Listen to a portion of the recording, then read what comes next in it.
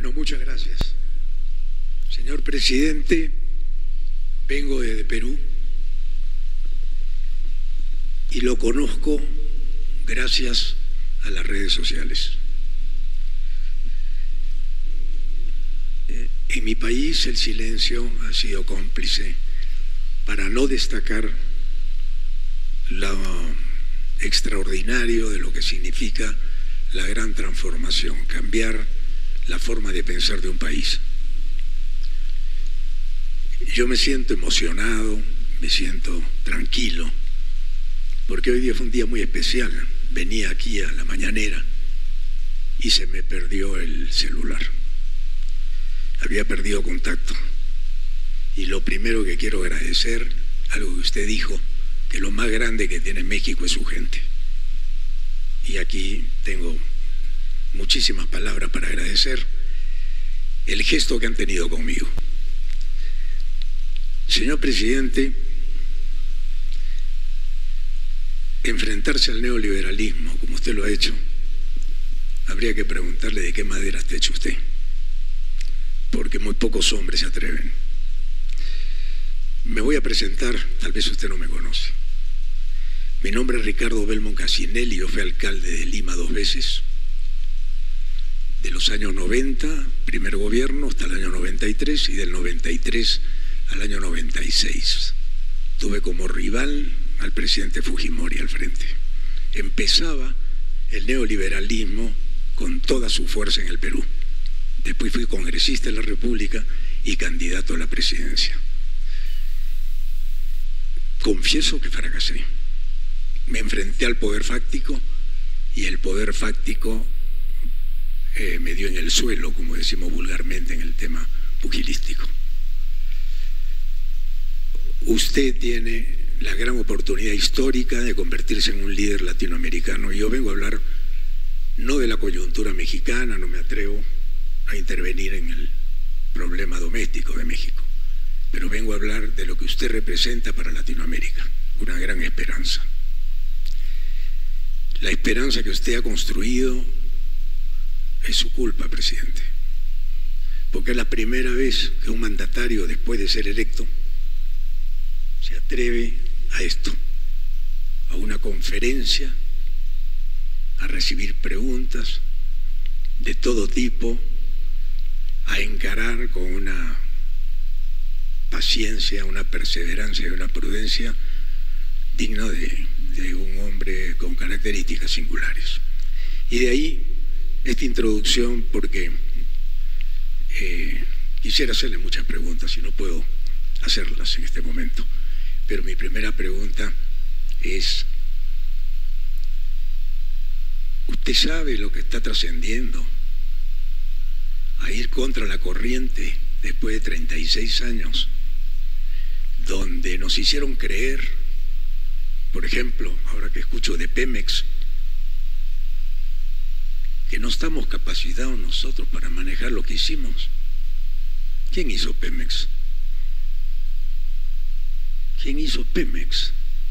¿Y por qué se habla ahora de que vienen que venir otros a reemplazar a los mexicanos que hicieron este gran país, al cual admiro, respeto y quiero, porque a los 17 años por primera vez mi padre me trajo acá para que conociera la televisión, la radio que en esa época empezaba? Fui director de un medio de comunicación durante 36 años y llevo en el periodismo 46. He visto todo y quiero que usted tenga éxito, porque solamente los errores que cometí yo pueden servir para que usted tenga éxito. El primer poder, y lo decía un dueño de un periódico importante de la Argentina, dueño del diario El Clarín, decía de manera peyorativa que si él pensaba algún día ser presidente, dijo, no, ese es un puesto de segunda categoría. Es el dueño de Clarín, señor Mañeto de Clarín. El cuarto poder del Estado hoy día es el primer poder del Estado, y si no hay una prensa equidistante que balancee a lo que ustedes le llaman los fifís. Yo los conocí, en mi país les decimos los mermeleros, con el perdón, porque no quiero ofender a nadie aquí, simplemente contar la historia de que Perú y México pareciera que nuestra historia, nuestras tradiciones, la conquista, todo es lo mismo. Yo camino por la calle, hablo con un mexicano, estoy hablando con un peruano. Por eso hago esta extensa introducción, presidente, para preguntarle si usted sabe y mide, y tal vez lo ha hecho porque usted probablemente se adelanta 10 jugadas. Si usted sabe lo que usted está sembrando, una siembra de un árbol frondoso con raíces muy profundas, que en el tiempo, tal vez ni, bueno, yo no creo que lo vea, yo soy algunos años mayor que usted, y veo un déjà vu de mi vida en su personalidad, con las características que yo no tuve, ni con las redes sociales que pude tener en ese momento que no existían. A mí me liquidó la prensa. No porque tenía nada personal contra mí, eran mis amigos, sino porque mi proyecto era volver a recuperar la patria, la autoestima, el amor a lo nuestro, a nuestras tradiciones, al sentido de pertenencia, a nuestra gente, al barrio.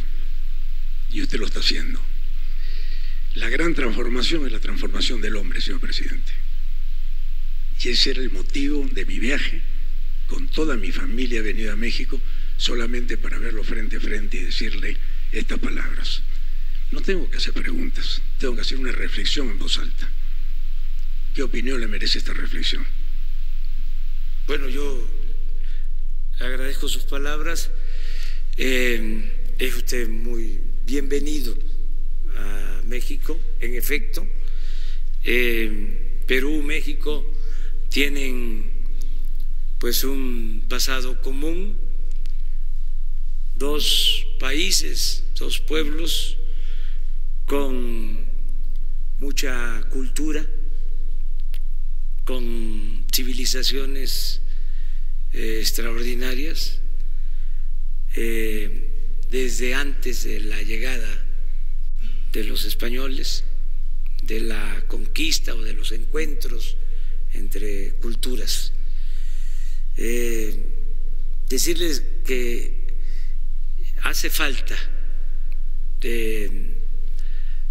definir un nuevo proyecto para los pueblos, para las naciones del mundo.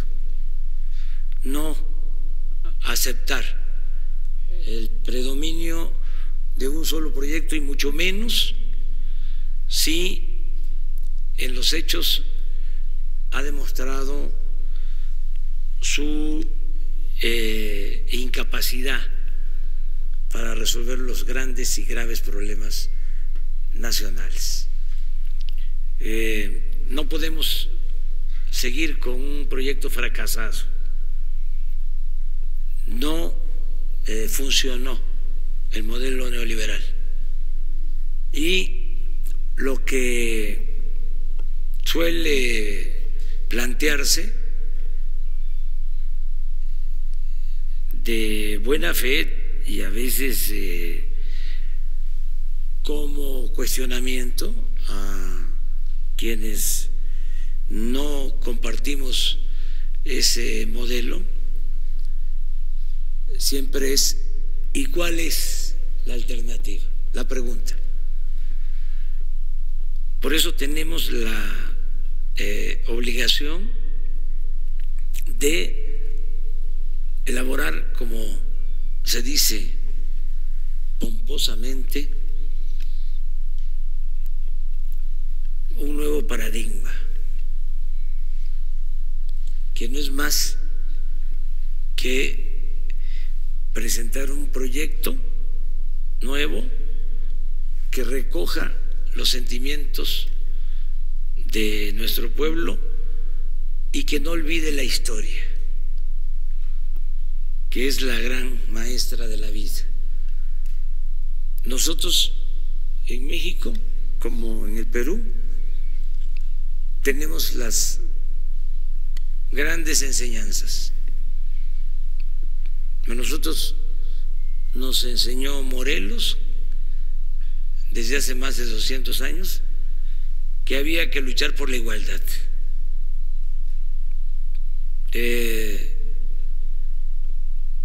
Hidalgo nos enseñó de que había que abolir la esclavitud.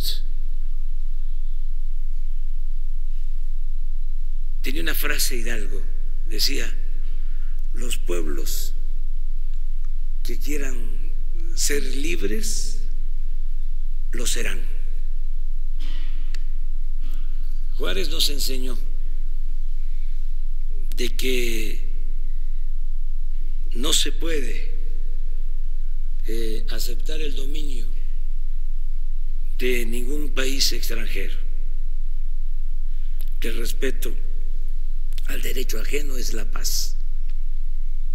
Y como algo muy especial, muy peculiar, muy de él, nos enseñó a ser perseverantes, a no perder la fe en la causa por la que se lucha. Madero es nuestro apóstol de la democracia.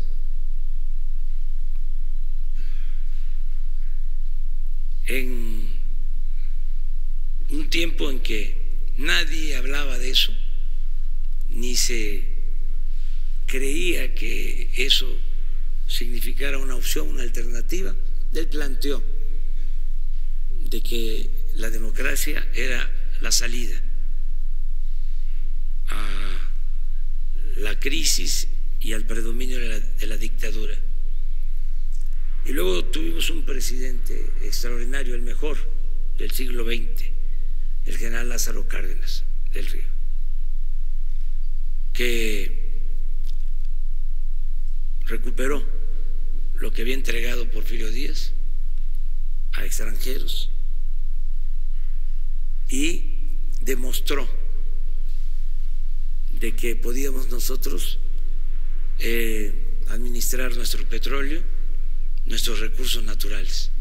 Cuando se fueron, después de la expropiación, los dueños de las compañías petroleras extranjeras nos sentenciaron diciendo de que íbamos a ir a buscarlos, porque no iban a poder los técnicos, los trabajadores mexicanos, sacar adelante a la industria petrolera, porque ellos tenían la tecnología, el cómo hacerle, y que no íbamos a tener capacidad los mexicanos. Y salió adelante la industria petrolera en circunstancias muy difíciles. Ahora tenemos este desafío de demostrar que no tenemos por qué continuar por el camino trillado de los últimos tiempos, por este proyecto neoliberal o neoporfirista que ni siquiera funcionó en términos cuantitativos, porque en 36 años no ha habido crecimiento económico, que no es desarrollo. En 36 años México retrocedió, no avanzamos, no hubo crecimiento económico como lo hubo en otras épocas. 50 años antes de que se impusiera la política neoliberal, la economía de México creció a una tasa promedio anual del 6%, y en el periodo neoliberal, en 36 años, en promedio 2%, y aumentó como nunca la corrupción.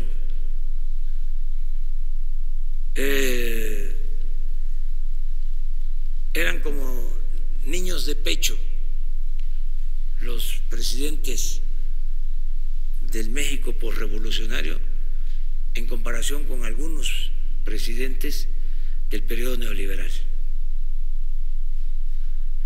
creció la pobreza. Hay 24 millones de mexicanos en Estados Unidos, 12 nacidos en México y 12 de padres mexicanos viviendo en Estados Unidos. Se desató la inseguridad, la violencia, se afectó algo que es fundamental para tener una convivencia sana, en paz, con tranquilidad. Se rompieron familias, hubo mucha desintegración familiar, se afectó el tejido social, se abandonó a los jóvenes. Entonces todo eso es el saldo, es el fruto podrido de la política neoliberal.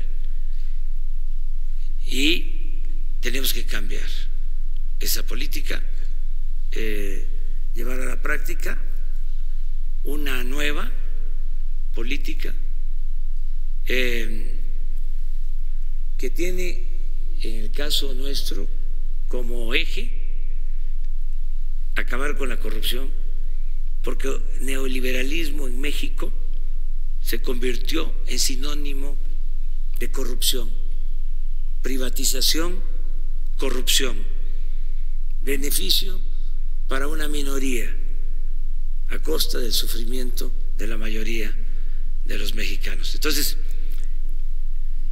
el nuevo proyecto pasa por desterrar la corrupción, por acabar con la impunidad, porque exista un verdadero Estado de Derecho, no de chueco, no de cohecho. Pasa también por la justicia, por la igualdad. Tiene que ver en lo internacional con el apego a los principios de no intervención, de autodeterminación de los pueblos, de solución pacífica a las controversias, de cooperación para el desarrollo, cooperación entre los pueblos, entre las naciones, entre los gobiernos. Eso es lo que estamos acreditando. Y yo le invito a que participe dándole seguimiento, evaluando este proceso. Es muy interesante porque hay desafíos y apuestas en el sentido de que no vamos a poder, y nosotros decimos sí, sí se puede. Y en poco tiempo, hasta eso, no va a transcurrir mucho tiempo, vamos a saber. Hasta ahora vamos bien y de buenas. La gente, que es lo principal, decía el presidente Juárez, con el pueblo todo, sin el pueblo nada. La gente está apoyando, está respaldando. Y queremos llevar a cabo este cambio, esta transformación. Queremos acabar con la corrupción, con la impunidad, sin arbitrariedades, es decir, sin cometer arbitrariedades. No imponernos por la fuerza, garantizar las libertades. Vamos al cambio por el camino de la concordia y de la democracia, de las libertades, debatiendo, porque no tienen elementos nuestros adversarios, no tienen argumentos, ya tuvieron la oportunidad y se hundió el país y creció la corrupción. Por eso, a debatir y hacerlo con libertades, sin ningún problema, respetando a los adversarios, que no los consideramos enemigos, son adversarios. Pero sí es un momento histórico el que estamos viviendo.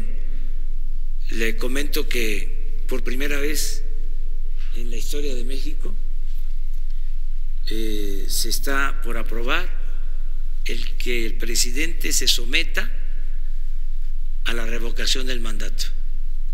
En 2 años va a haber una consulta y se le va a preguntar al pueblo: ¿quieres que continúe el presidente o que renuncie? Porque el pueblo pone y el pueblo quita. Entonces, es interesante, porque no es solo la democracia representativa, es darle su lugar a la democracia participativa. Entonces, es todo lo que conforma este nuevo proyecto. Democracia con libertad y dimensión social. Y muchas gracias. Muchas gracias.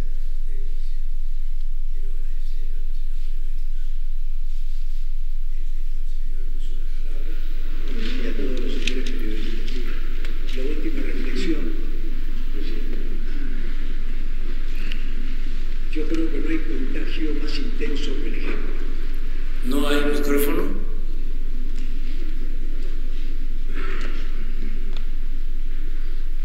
Señor presidente, con todo respeto, primero mi agradecimiento al señor Lord Molecule, que ha tenido la amabilidad de cederme el uso de la palabra. Creo que no hay contagio más intenso que el ejemplo, presidente. En el Perú, cada 3 gobiernos neoliberales se perdía un PBI completo. Un PBI completo desaparecía con la sobrevaloración de las obras y todo lo que usted tantas veces ha narrado, y por eso lo sigo. Cuando Margaret Thatcher dijo que primero la economía era el método y que después venían por el alma y el corazón de los pueblos, ahí entendí que nos querían robar el alma y el corazón. Yo lo único que quiero decir ahora es que usted está llevando adelante la primera revolución no cruenta, porque las anteriores, todas, fueron con la mano dura de la prepotencia y de la dictadura. Por eso yo le deseo éxito, presidente, que Dios lo bendiga, y créame que felicito a todos los periodistas que han puesto el pecho por esto, porque están contra la corriente, y solamente las convicciones son las que pueden llevar adelante esta tarea de transformar la mente de toda Latinoamérica, que ya lo está viendo usted como un referente.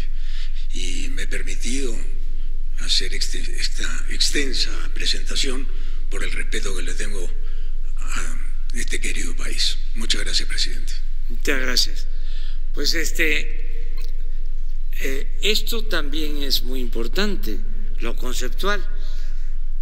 No vamos a estar hablando solo de números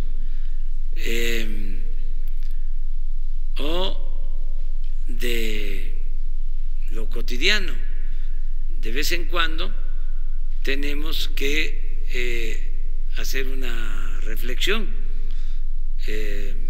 y también para eso son estos encuentros. Entonces yo celebro que se haya dado esta participación, y si les parece, mañana continuamos.